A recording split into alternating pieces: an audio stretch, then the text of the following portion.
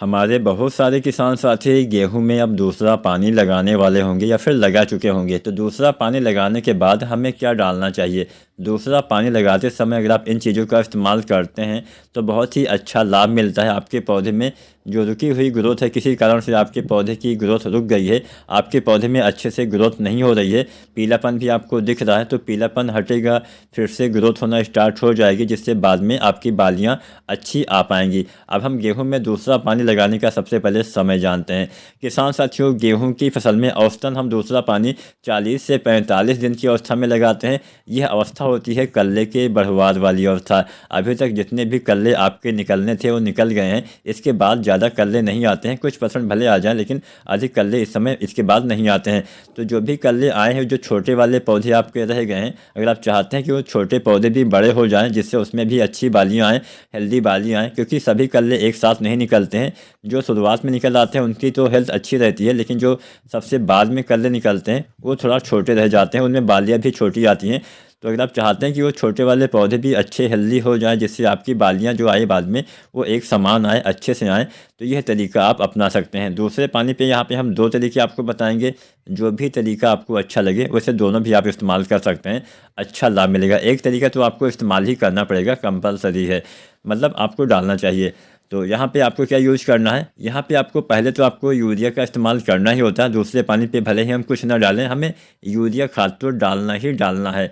तो यूरिया वैसे हम गेहूं में 3 बार इस्तेमाल करते हैं। बुआई के समय जहाँ पे सिफारिश ना की जाती हो वहाँ की बात छोड़ दिया जाए, तो बुआई के समय भी हम आधा कट्टा यूरिया डालते हैं।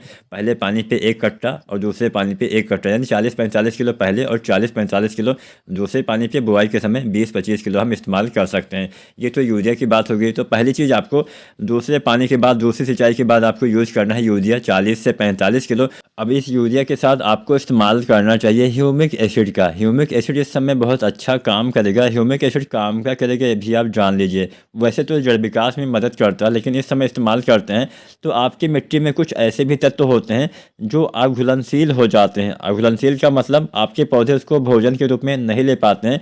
तो वही जो तत्व अभी तक आपके पौधे नहीं ले पा रहे थे, वो दोबारा से आपके पौधे के लिए ह्यूमिक एसिड उपलब्ध करवाता है, जिससे वही अघुलनशील दोबारा से घुलनशील रूप में हो जाते हैं, जिससे पौधे में अच्छी ग्रोथ दोबारा से स्टार्ट हो जाती है। जो छोटे वाले आपके कल्ले रह गए हैं उनका विकास दोबारा से स्टार्ट होगा, अच्छे से उसका विकास होगा, तभी तो उसमें अच्छी और स्वस्थ और हेल्दी बालियाँ आएंगी।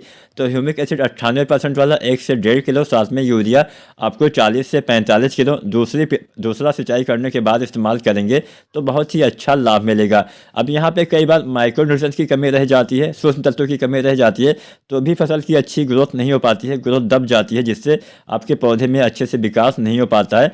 तो यहाँ पे आप कुछ माइक्रोन्यूट्रिएंट्स भी डाल सकते हैं। 2-3 चीज़ें आप डाल सकते हैं। पहले तो आपको लेना है जिंक। जो जिंक आती है 33% वाला, आपको इस्तेमाल करना है 700 ग्राम।